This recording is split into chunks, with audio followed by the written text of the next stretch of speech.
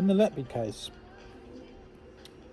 there's a few times, specifically with baby E and baby O, where the jury, the prosecution, the public are concentrating on this idea of a window of opportunity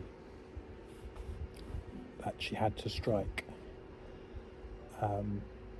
Specifically baby E, where they're arguing about timings and the phone records, and people are losing the bigger picture when you're concentrating on these 15, 22 indictment cases and not seeing the bigger picture that she worked there 60 hours a week, and for that time she would pretty much always be alone with a baby, 2 babies, 3 babies.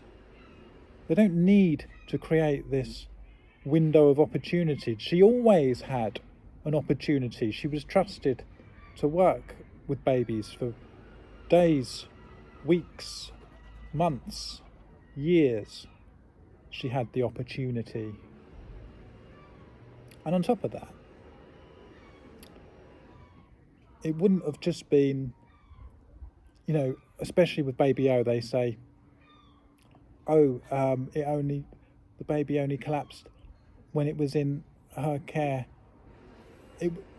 These wouldn't have been the only times that she would have been alone with that specific baby, and the same with any of the babies in the indictments.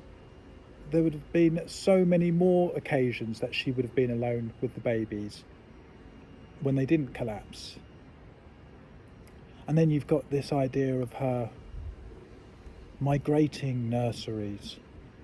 She's supposed to be in nursery 4, and she kept coming into nursery 1 as if there's something special about one of the babies in nursery 1 that had to be attacked, when if we're saying the collapse has happened when she's always on shift,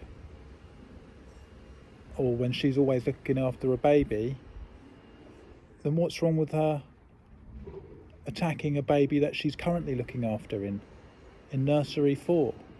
None of it makes any logical sense. These stupid arguments they use about finding windows of opportunity for her to come in. Ridiculous.